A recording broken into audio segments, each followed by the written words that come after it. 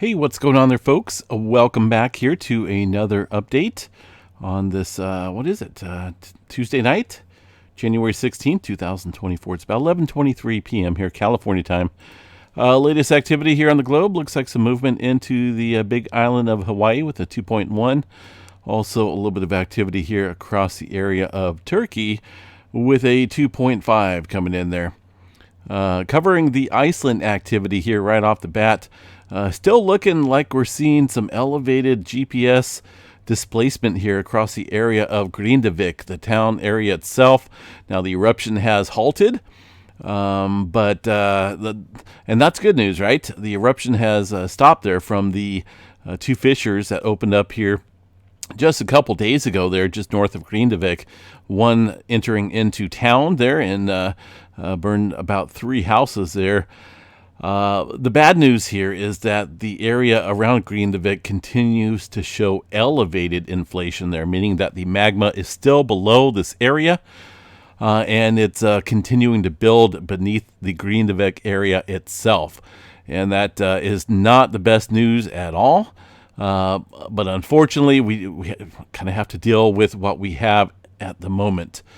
Far as what I believe will happen here, we've been following a trend of activity, right? Back in December, we've seen the fissure activity open up more north of this region. Let me put this down here just a tad bit. This one doesn't show the December activity, but it's a little bit further north here, north of Hagafell. And this whole area, so to speak here, the entire region across the Grindavik area, up north towards the Hagafell area and southwest of the Grindavik area, is where the magma intrusion has kind of been rolling around, so to speak here, right? Since back in early November. We've seen the magma breakthrough up here, fissure activity up north here back in December, or most recent activity here on the 14th this month. The last fissure activity was opened up right here, just north of town. Now, if this follows a trend here, we should see some further fissure activity open up further south of this region, potentially into the Grindavik area and southward. And that is the worst case scenario, but I'm being realistic here because that's kind of what it looks like it's doing. We're not seeing any type of deflation event at all there across the Grindavik area, and that would basically go in line with what I'm stating here in terms of the potential for the fissure activity to eruptive fissure activity to open up in Grindavik itself. There's some fissure activity around the region, some fractures and whatnot, due to the continued swelling going on there across the Grindavik area. Now, that is the worst case scenario. I'm hoping that doesn't happen, but again, being realistic here with the magma still inflating here across this area, it would make sense to see further fissure activity across the region into Grindavik itself and possibly offshore. Even the Svartsengi area continues to rise. That's going to be this area. Not that one. Let's go back here. This one right here. Svartsengi area, which is around the power plant Blue Lagoon area. That is continuing to rise as well. So this is not over by a long shot, unfortunately. I wish I could say everything is done and over with and people can get back to their lives, but that is not the case currently. So we have a little time frame here, I think, that we need to watch, right? It seems like we had about a 30-day interval between the last one back in December and then this most recent one here, roughly around the same date, about 30 days there. So we need to watch the next 30 days or so for some activity and see where this is heading. GPS inflation tells us that it's underneath the Grindavik area. So we'll continue to watch that. I mean, it's, again, the worst case scenario, but it's what the data is telling us out here. And that would include, areas south here of Grindavik into zone 4. Right now Grindavik's in the zone 4 area, and that is for earthquakes, fractures, lava flow, fault movements, eruptive fissures without warning, and hazardous gas pollutions. Now, if you remember back in November, December, they talked about this area of a region here just offshore of Grindavik that stretched all the way up north, right? The magma dike intrusion out here. And it looks as though it's just working its way southward. There's the 21st lava extent back there in December. They're not showing the most recent activity, but that was a little bit further south here. And I believe our next region is going to be Grindavik southward. That's what the data is pointing out towards. So we'll continue to watch that, folks, and report back on anything that may change here. The earthquake activity, let's go check it out and see what we got for earthquake movement. Here in the last 12 hours, relatively calm, right?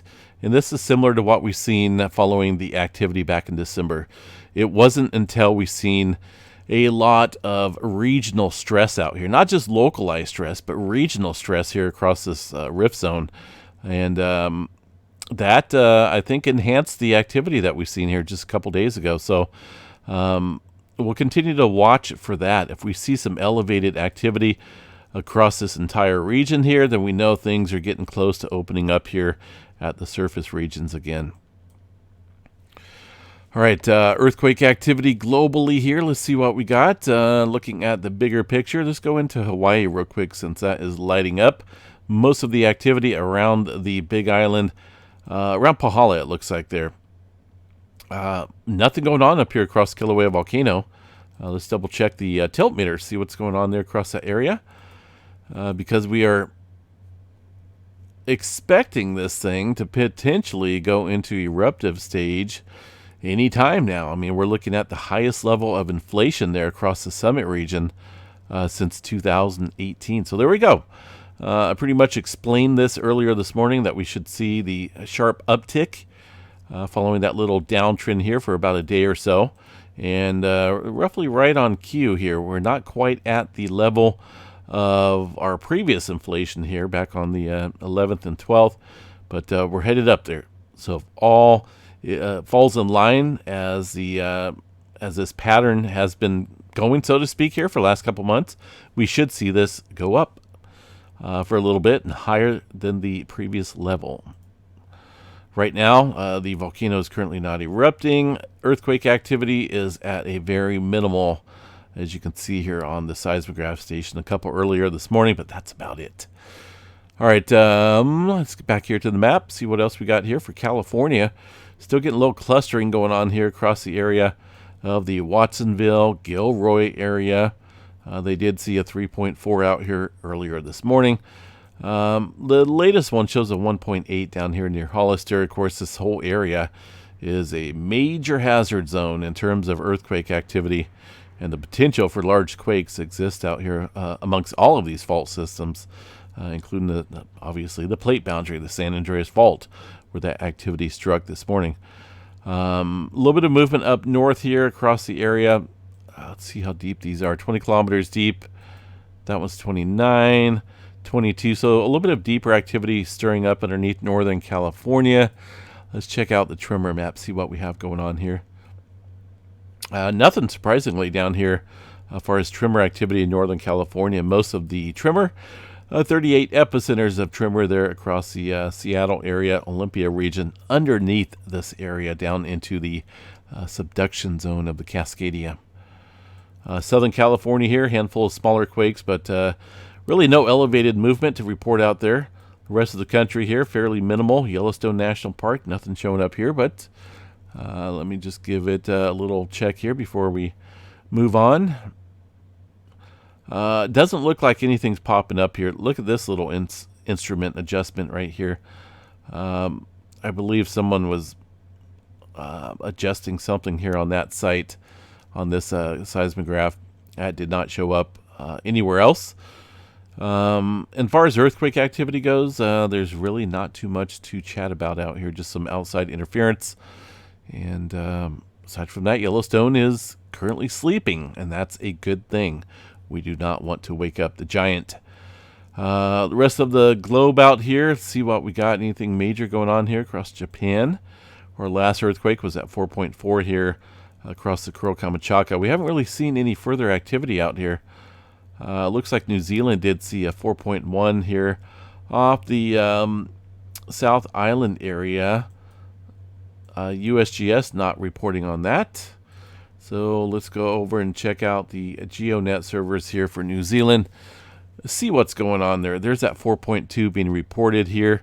South Island area off the plate boundary, about 39 kilometers deep. Looks like that was felt by a few folks out there. Not a whole lot, but let's see what we got here. 139 reports coming in for that earthquake that was felt. Weak to light, to maybe a couple folks reporting some moderate shaking out there across the South Island area. Aside from that, looks like a 3.0 5 hours ago, a little bit further up along the plate boundary. And 3.5 yesterday, same region as we're seeing that 4.2 today. So let's see what we got here across the drums. Just glancing here at the activity, some type of swarming going on here across the area. That looks like that's legit earthquake activity, but localized here to the to this region that is on the plate boundary, I believe, here across that area of South Island. There's that 4.2 that showed up here a few hours ago fairly nicely. So we continue to watch that and report back on any changes out here. There's that deep quake here into the Tonga Trench. That was a super deep quake earlier this morning. Let me bring that up here. 5.0, almost 600 kilometers deep here into the Tonga Trench. We haven't seen any type of adjustment following that activity. Really no adjustment across here. No adjustment at the surface level, so we'll just kind of continue to watch it and see what happens. But a 4.2 it looks like here in the last hour around the Indonesia Islands area. Aside from that, most of the rest of the globe here looks fairly quiet. We did see, looks like a little bit of activity here in the Puerto Rico Trench with a 4.4. That is... Oh, there is that 4.4. That's in that swarming area down here, southwestern edge here of Puerto Rico. Aside from that, this movement here has been ongoing for quite a few years. There's a trough here and a trough Puerto Rico Trench up north, and this area almost always sees some swarming going on. One little earthquake here. Looks like about 11 kilometers deep for a 3.5, but aside from that, most of the Caribbean plate, they're looking normal. Not completely quiet, but looking about normal for terms of earthquake activity. All right, space weather activity here, folks. I'm kind of tired, so I'm just going to make it a short little update. There is a little bit of sea flare activity coming up here, C2.0. Nothing big. That is coming off of a far side sunspot. Actually, it looks like maybe it's this one up here. You guys kind of see that little bright feature. I thought it was maybe this one down here, but I changed my mind. It's going to be this area on the northeastern area of the sun. I don't think we have a view of it yet. It does look like it's much further out here. Maybe this one right here, it looks like. We'll get a little bit better perspective of that tomorrow morning. But aside from that, most of the sunspots are really not worth writing home to about. I don't think Grandma would want to hear anything about these little sunspots that are not capable at all of doing anything. One little section down here looks like we might have a little bit of growth within that sunspot. That's going to be 35, 55, showing a little bit of complexity, but overall threat is very minimal. 95% chance for a C flare. M flare at 25% chance. X flare, I don't know why it's at 5%, but that's what they're showing here. Definitely lower than that in terms of the complexity out here that I see amongst the sunspots. No major roars in the forecast, folks, so that is it. And the numerical models out here, well, there's our storm. It's for the 17th here. It's kind of our storm system right now, scooting on out of the California area. Notice some colder air sinking back down in here across portions of the Midwest, Great Lakes area. California, got our next storm system coming up here this weekend. They've kind of backed off on the precipitation out here for the first system, but as we head a little bit closer to the first of the week here, we get a little bit bigger, a little bit stronger system here. Notice those accumulation rates there, precipitation rates in the yellow and orange. That's some decent rainfall, so that's good news there. And then after that, it looks like we dry up a little bit, and who knows what's into February. You know, it's these models are not very accurate once we go out that far. Total accumulated precipitation out here from these storms there in California, and that goes roughly about to the early next week or so, the 23rd. Still shows some decent precipitation out here for Northern California. I think we're going to get around 2 to 3 inches of rainfall here where I live, around Chico.